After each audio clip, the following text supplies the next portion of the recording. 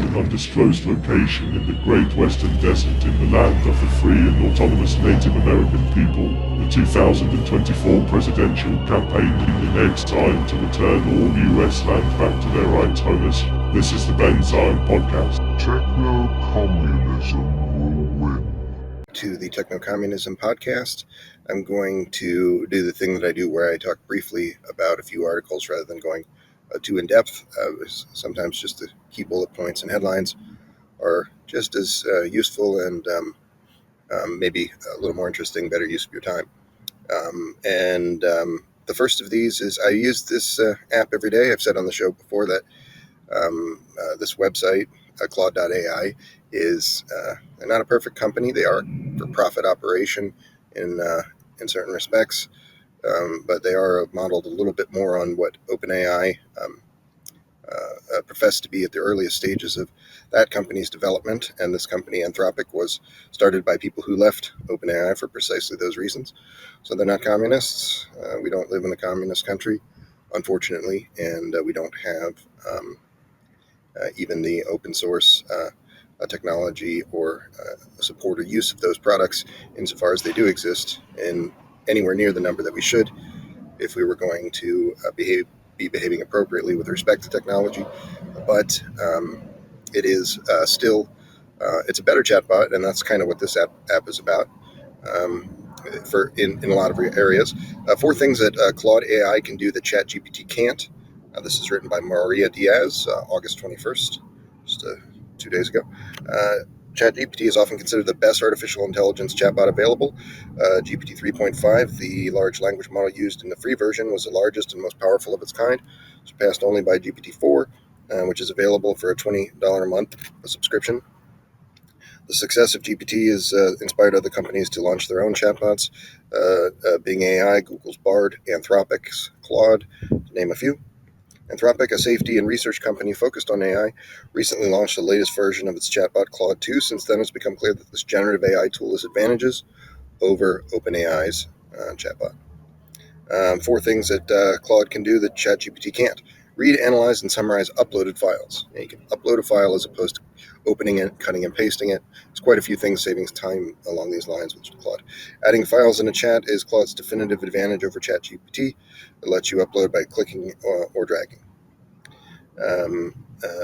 Process more words than ChatGPT. It's arguably, I think, more important. It has a whopping 100,000 tokens. It can understand 100,000 words in any given document. And you can keep adding those and chunking that onto the thread. So that says that 100,000 tokens would be the equivalent of understanding 75,000 words. So tokens and words are not used interchangeably. And ChatGPT 3.5 is at 8K limit thereabouts. 4.0 is a little higher, but not nearly close to 100,000 tokens. Provide information after 2021. I can verify that that's the case. It's much more well informed on the doings of companies in the present day. Accessed links. This is also pretty good one. So you can just copy and paste a link, and it'll tell you what the article was. That is very useful for just compiling a lot of information in a conversation that you're then going to have with Claude. So you can just boom, pound in a bunch of articles from somebody, and then say, have a conversation with me in this person's voice, and let's discuss their work. And that's a pretty good thing to be able to do if you really want to learn about something. So I would recommend using CLAUDE.AI. A little better company, a little better free product. They're not trying to push you into this subscription service or paywall situation. A step in the right direction toward the techno-socialist and ultimately techno-communist society. Suggests some pretty powerful tools that you can be using. Let's hear from Mustafa Suleiman of DeepMind and Inflection AI. This is August 16th, 2023, also not too old. This is from Wired Magazine. Kind of capitalist propaganda, but sometimes some interesting things to be gleaned there. And he's talking about the technologies and you and I adapting to them, and also the nation state itself perhaps not being resilient enough in its current forms. When people say this sort of thing, what they're really saying is that the fascist West in its intransigent militarism, exploitation, and elitism could itself be challenged. And but they don't want to say that because they still want to work. They still want to be able to work for Wired magazine, which can only work for Wired magazine if you're kind of a low-key supporter of fascism for the most part. And so they have to make it about an existential risk that's a little more abstract than the actual problem, which is fascism. If we lived in this world where artificial general intelligence were merging in a world where socialism had won the day, let's say, people had the elitists and people upholding capitalists and fascist sympathizers who call themselves capitalists, had laid down their swords and accepted this, for example, the Soviet Union's mandate of building planned economies and ending private wealth and all of the elitism exploitation that goes along with it. If that had occurred, and we would have seen artificial and general intelligence emerging sooner, because the exploitative and competitive, in the worst senses of the word, nature of the capitalist marketplace has held these things back tremendously. So very little of the capitalist economy serves any good function. The good function is in seeing that everyone has a roof over their head and food to eat, and then is able, in the many billions, those people, to work towards greater things. And in achieving that society, we would have achieved AI takeoff effects, I think, around the year 2000, as opposed to in the 2030s, what we're looking at perhaps now. So in that world, we wouldn't be afraid. We wouldn't have people like Mustafa Suleyman saying the nation-state model is under threat, because we would have already dealt with threats. He discusses his new book, The Coming Wave, which outlines why our systems are not set up to deal with the next great leap in technology. Yeah, our systems, the fascist systems specifically. Doesn't say that, though. He explains why it's not crazy to suggest that chatbots could topple governments, and he argues for a better way to assess artificial intelligence. It's not a book that I'm going to read. Awful lot of books and lectures are being produced along these lines right now. The only thing that you should say or need to know about them is that these people are fascist sympathizers. They'll call themselves capitalists, but unless they own means of production, unless they're independently wealthy, things along those lines, that's not the case. They're working for someone else. They're bootlicking dogs, serving elitist institutions. But these people, so I talk sometimes on the show about Ellie Zukowski, who says the AI takeoff is a risk to us all. That's intentional obfuscation. A lot of times on the part of these people, it is pretty clearly CIA talking points, State Department approved narratives that have been injected into these conversations, whether they are the ones doing the injecting or not, these various talking heads. So they describe this problem as an alien force that we cannot comprehend. We can comprehend these things. We can build things to deal with them. The problem is the essential elitism in the economic system that surrounds them. But these people don't really discuss combating that problem because they benefit personally from working within that system. Here's something a little more hopeful and a little more aligned with my views. This is from August 17th, Axios.com. AI is speeding up scientific discoveries and helping to spot new ideas. And again, if you go back to that CLAUDE.AI thing and you think about just plugging a bunch of uploads or a bunch of links into a conversation and then having a research associate who's working with you to really tackle the problems that you hadn't been able to tackle before, that's worth its weight in gold, having a thing like this.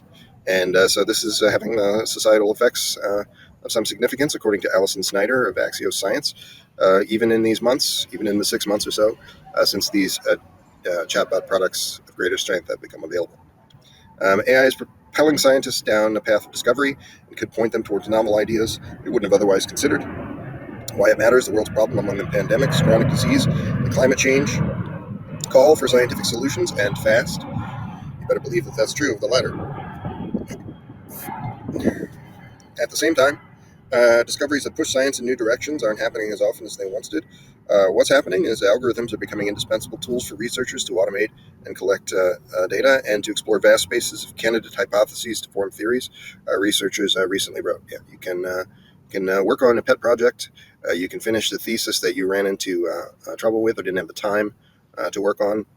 You can do all of these things because of these technologies, and you better believe that that will have a decentralizing effect on academic and research institutions.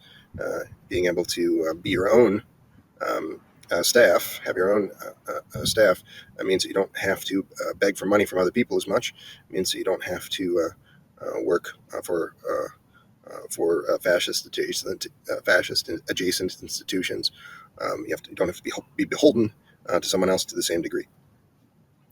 So this has a lot of important implications, and I've said this a few times on this show. Transhumanists, futurists, and techies more broadly, who are all overwhelmingly fascist sympathizers, have known about this kind of effect for a while.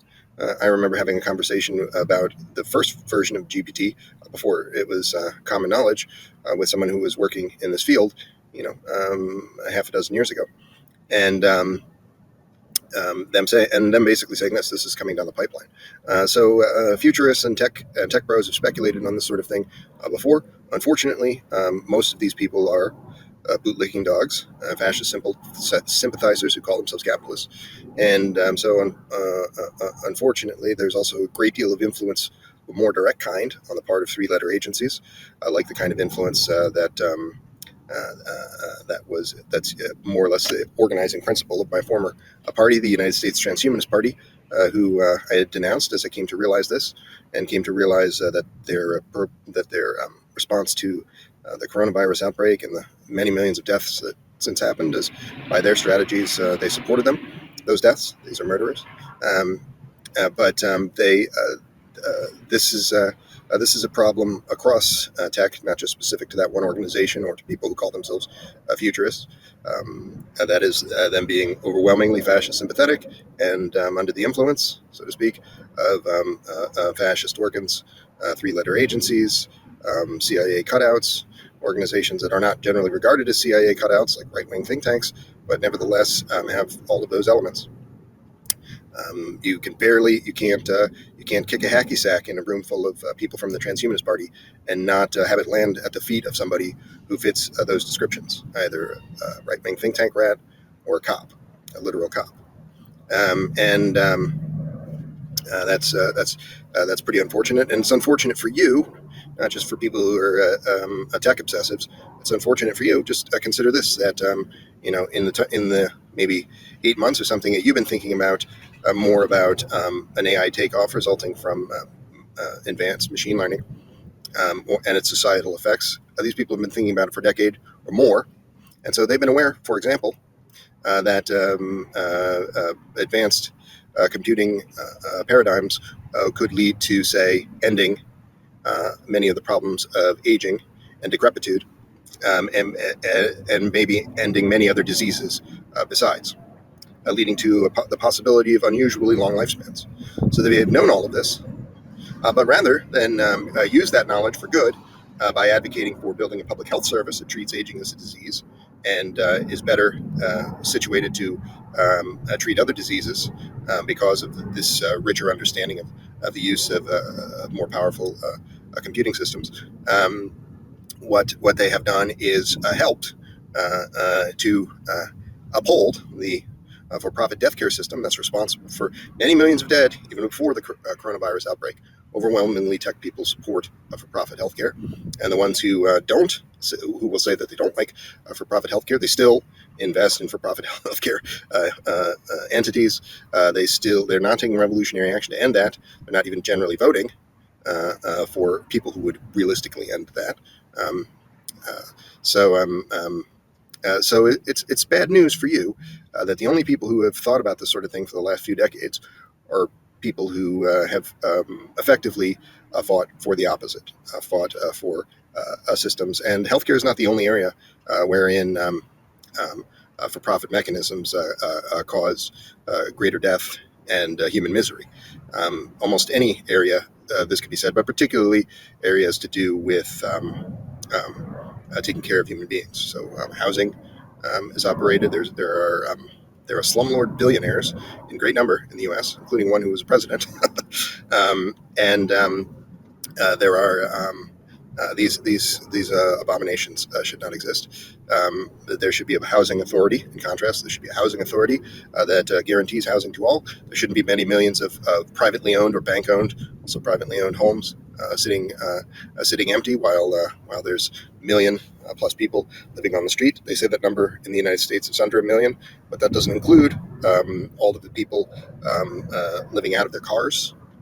It doesn't include people in other similarly precarious situations. It certainly doesn't include all of the people who are forced into a suboptimal living situation because of the lack of a housing authority. For example, staying in a bad marriage, or taxing the resources of a loved one unnecessarily when a housing authority would allow them to spread their wings and do greater work. As we've said, this socialist framework, providing all of these necessaries of life, would allow everyone to be doing greater and greater things, especially in this era where we have things like things pushing up to strong AI chatbots that you're able to do a great deal of work with.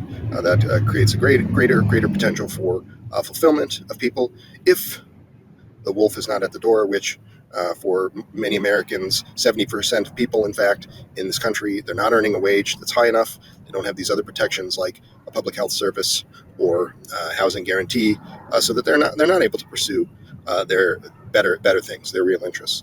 They're just juggling chainsaws, and that's quite intentional in this neoliberal mandate of the late 20th and early 21st century. You can read the Powell Memorandum, describes at great length a set of strategies for creating that very hell world that we now live in. This is the success of people like the Transhumanist Party, who are neoliberals of the same kind overwhelmingly, or the people who say that they're not that, they're not communists, they're self-deceived so-called anarchists and people like this who have still take pictures every day of themselves with their arm around a neoliberal think tank rat. They're still consorting with these people. So this is really not a suitable organization for anyone. This is why I'm running for president as a transhumanist independent candidate to tell people about these things. You might say, Ben, you're wearing a funny hat. You're a pretty weird guy. That's okay. I'm doing what I can. I'd like to be doing more. Maybe you can reach out to me and tell me what you think I should be doing instead. But my campaign and platform is thus: we'll do nothing less than sign an executive order to end the United States federal government on day one of my presidency. And what I will put in its place is these 50 states will effectively still exist in their present form. But they will have the necessary jobs of the federal government, not the military-industrial complex and the thieving that goes on today, but the necessary jobs, things that are being underachieved and underfunded, like the things I mentioned, the public health service and housing authority and jobs programs. These things will no longer be under the purview of the white fascists and the white supremacists like the Transhumanist Party, who are neoliberals, no different than Democrats or Republicans. We have two far-right parties controlling this system today. But what will be built in its place is existing political bodies of semi-autonomous Native American nations will be built out extensively to have oversight over the running of these 50 states to build a better quality of life for Americans. And most importantly, perhaps, the land back itself is arguably the utmost of goals. Taking care of human beings is arguably also the highest of goals. But equally important, perhaps, is we cannot have any of these things on a dead planet if there's no oxygen to breathe, no water to drink, and the temperature is above 145 degrees everywhere all the time. There's no primate life. If you're a primate, there's no primate life left on that planet. And that outcome could be as little as 20 years away. Every place on Earth being unlivable.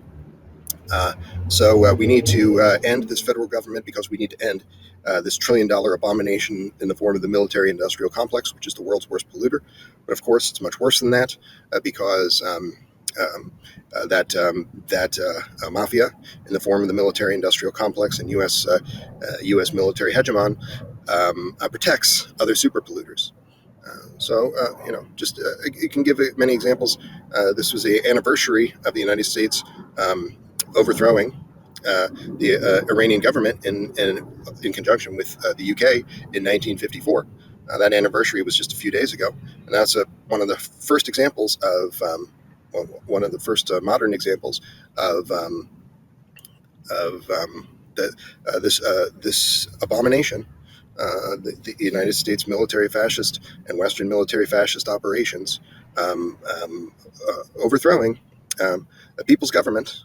It wasn't a hardline socialist government, but it was run in service to the people. They had nationalized holdings that were, according to them, owned by British Petroleum, according to the laws of the time.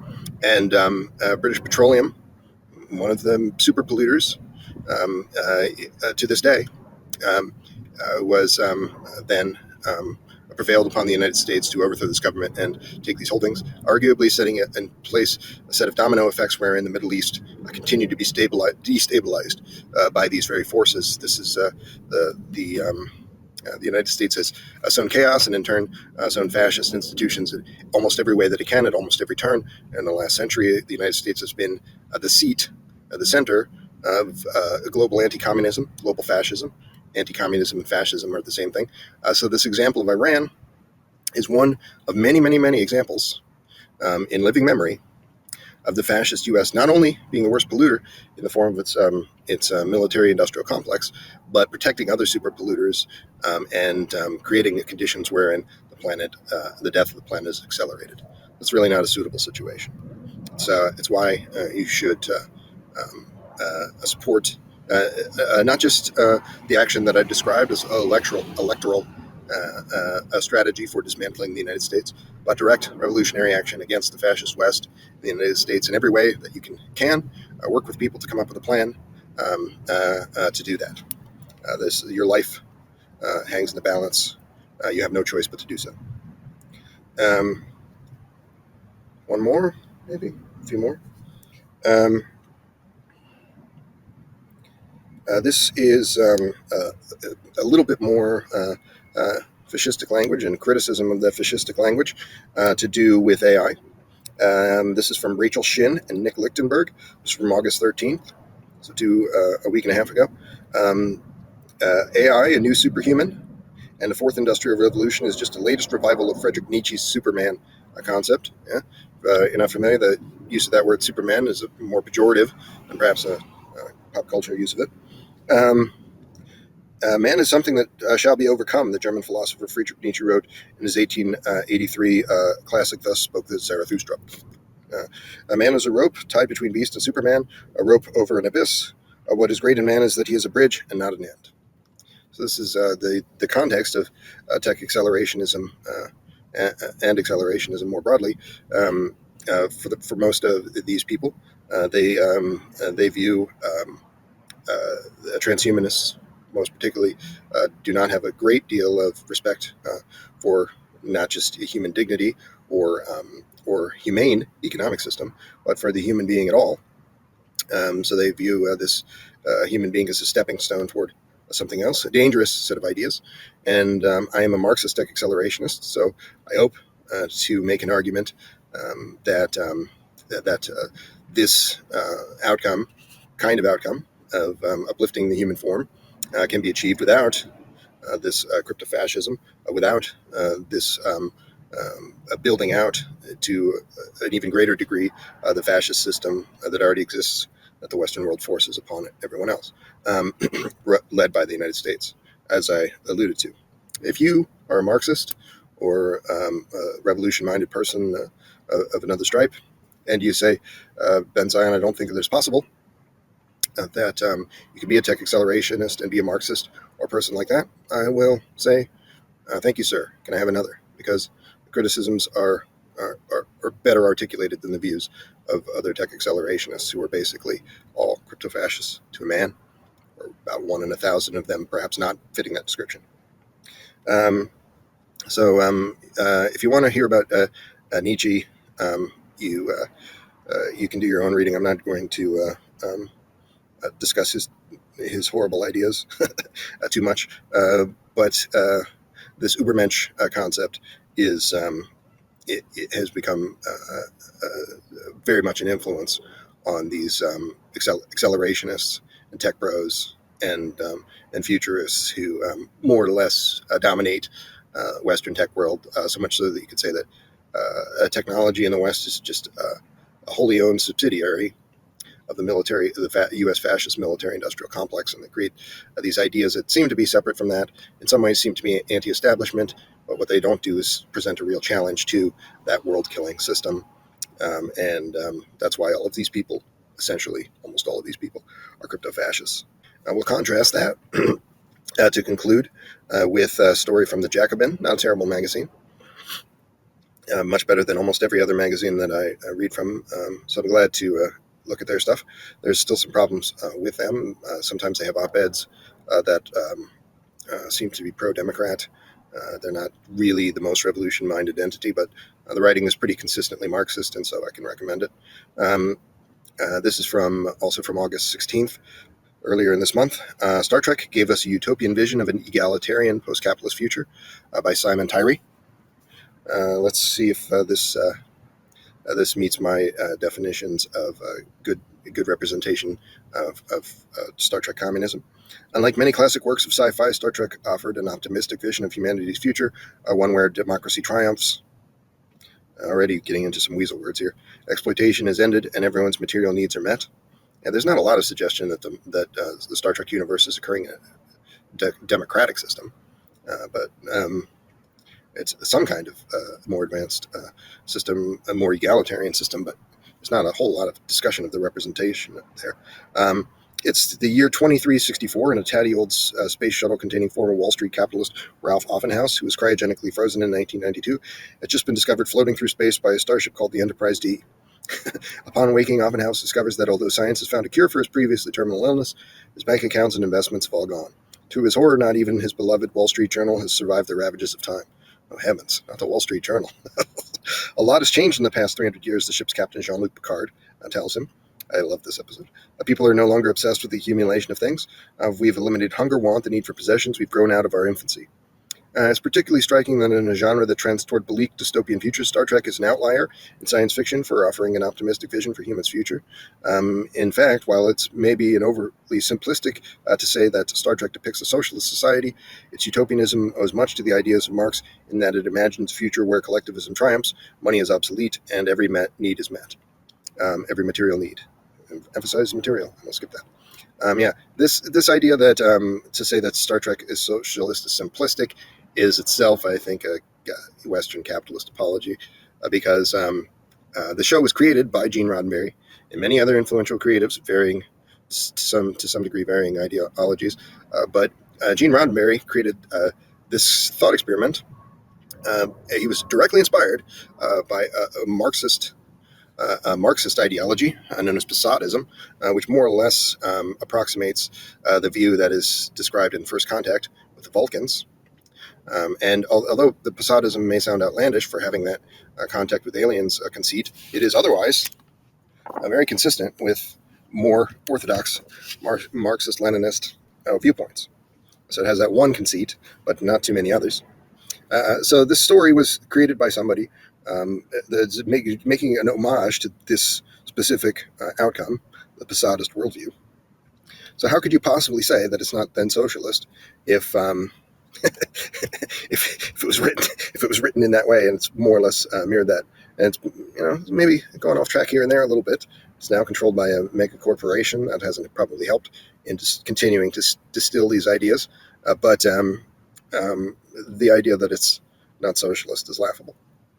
Beyond capitalism, the show follows in various incarnations a spaceship and its crew, whose enduring mission is to boldly go where no one has gone before. But as Captain Picard explains in First Contact 1996, the acquisition of wealth is no longer the driving force in our lives. We work to better ourselves and the rest of humanity. Instead of working just to live, humans are free to spend their time exploring the cosmos, or inventing, or making art, and sometimes doing all three. This optimistic view of human nature is in stark contrast to films such as Pixar's WALL-E, which follows a right-wing line of thinking that achieving a post-scarcity society that Keynes calls the economic problem would lead to sloth and hedonism, and ultimately the demise of humanity. Yeah, that's a pretty absurd leap that's made by many, many people. This is a crypto-fascist line of thought that's nearly ubiquitous in the Western world, and I would argue that this cleverly concealed crypto-fascism is why people are responding to the prospect of chatbots being more powerful in the way they are.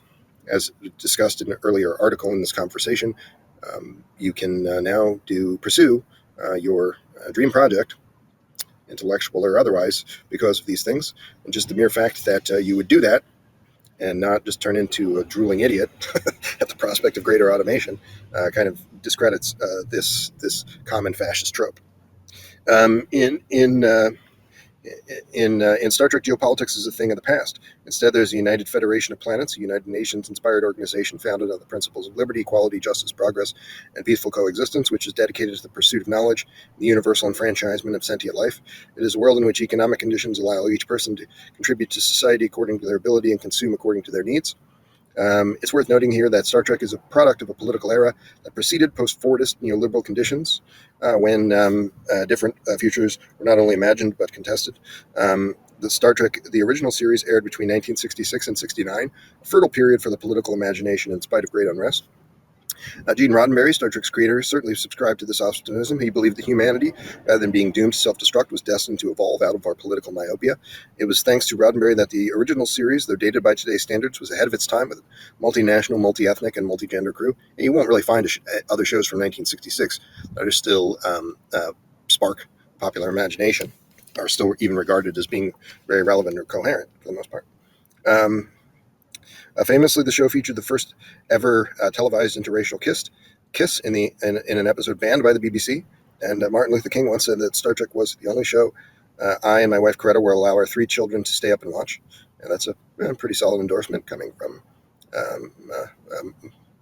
socialist activist Martin Luther King Jr., who, when he began to focus more on material conditions, in addition to his earlier work, this was regarded as a threat to the establishment in a way that his civil rights work that was not focused in the same way on uplifting material conditions and ending private wealth.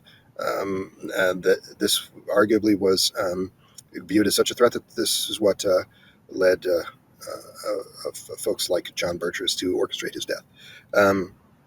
Today, Roddenberry's flaws and hypocrisies are well documented. According to his wife, Major Barrett, he identified as a communist, but we know from the many accounts of his unethical business practices that he was also obsessed with making money. That's pretty fucked up that you can, to be a successful communist in the fascist West, you also have to behave in this predatory way. He preached peace and love, but it was infamously difficult to get along with, and he flew the flag for feminism while being a notorious womanizer. Yeah, you can see a lot of that kind of that particular contradiction of being both a patriarchal and ostensibly a liberal feminist in the original series. Rather than focus on Roddenberry the man, I find it more interesting to evaluate Roddenberry the salesman.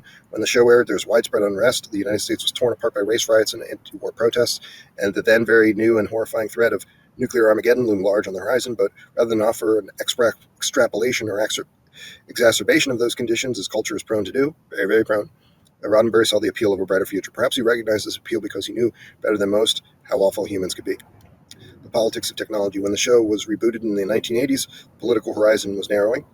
Yet it was in this decade, just 2 years before the fall of the Berlin Wall, that Star Trek became most notably Marxian.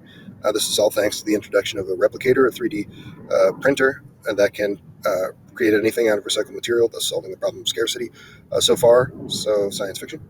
But in Star Trek, technology alone doesn't bring about utopia, as we learned through the introduction of the Ferengi, an alien race whose culture centers around greed and profiteering. The socialization of the replicator is a political choice. The Ferengi's replicators were privatized, whereas replicators in the Federation are publicly owned. And that's the situation that we're looking at in the early 21st century. We're creating things on the order of magnitude of the replicator, in the form of advanced computing systems, but they are controlled by effective Ferengi, that is fascist, sympathetic and fascist-controlled tech sectors of the West and the United States. So much so that you would say that an AI takeoff type effect, these advanced computing systems growing and compounding to such a degree that they could have significant, massive societal effects, that this will could not really occur under as long as private wealth and the capitalist system exists. How do I know this? Because a very similar thing occurred in the 20th century. Full automation or near full automation in some particular kinds of sectors did occur. But what did not occur at that same time was the workers in those sectors becoming wealthy, or the general raising of conditions across the United States. What instead occurred was a professional managerial class emerging to find sneaky ways to steal those resources, and the United States government, of course, orchestrating that and facilitating that at every turn. And that's what's going to happen with an AI takeoff as well, unless you all become techno-communists, effectively. What capitalism renders unthinkable is politics behind technology, that developments in technology might benefit us rather than usher in further alienation. Star Trek provides an antithesis to how capitalism predisposes us to view technology, allowing us to imagine what society might be like if technology were used purely for improving our quality of life. Instead of following this path, the morsels of convenience we've received through technological advancements are only enough to numb us to the realization that we've been locked into a cycle of consumerism, capitalism's climate apocalypse, and surveillance capitalism. Constructing utopia. Another utopian aspect of Star Trek is the depiction of solidarity. Roddenberry had many rules that he insisted upon following. What is most infamous is what's known as Roddenberry's principle, mandate that conflict must never be between the main characters, only with external forces. And this Star Trek is referred to as, for reasons along these lines, as competency porn. It shows people who work together, loving one another and getting along, and then doing what needs to be done to overcome almost insurmountable odds. This is perhaps almost more than anything the source of its continued popularity. In an episode, Remember Me, the ship's Dr. Beverly Crusher notes that crew members are disappearing, but each time a person disappears, they become forgotten by everyone else. To the rest of the crew, they never existed. In a typical drama, this would be what's called a Cassandra truth plotline. The hero discovers a conspiracy, nobody else believes them, and so the hero has no choice but to solve the mystery alone. But in Star Trek, rather than treat the Doctor as though she has lost her mind, the possibility that people are being erased from existence is taken seriously and investigated by her colleagues. Yes, and that's a plot conceit that recurs in many, many episodes of the show. People say, well, that sounds a little nuts, but I love you and trust you, so I'm going to listen, and we'll go along with it. Instead of the show's drama revolving around interpersonal conflicts, problems are overcome through teamwork, and very rarely as a result of one person's heroism. It is one of the unique aspects of the show. As viewers, we've come to expect conflict between characters to be one of the most fundamental aspects of drama. Of course, it is still conflict-driven drama, but the conflict is not between the main characters. There's comfort in knowing that no matter the scale of the problem, you can trust the characters to communicate their thoughts and feelings, weigh the situation objectively, and work together. But more than comfort, Star Trek continuously offers examples of cooperation, conflict resolution, kindness, and empathy that are in short supply in most modern dramas. To me, this is perhaps the most radical element of Star Trek. In simply showing the possibilities of cooperation, the show offers us something for all of us to strive toward, and solidarity is no doubt the first building block required for constructing utopia. Absolutely. A sci-fi optimism. When the time comes for the 20th century capitalist House to return to the 24th century Earth, he is at a loss. What will I do? How will I live? He asks. What's the challenge? The problem is often House has never allowed himself to imagine an alternative to capitalism. And to someone that has lived his whole life in a prison, there's nothing more daunting than being set free. Like the prisoner in Plato's cave, the instinct is to return to the darkness that he's accustomed to. And make no mistake, capitalism is precisely that darkness. It's the thing that's held us back. It's the thing that's led us to the brink in the form of capitalism's climate apocalypse.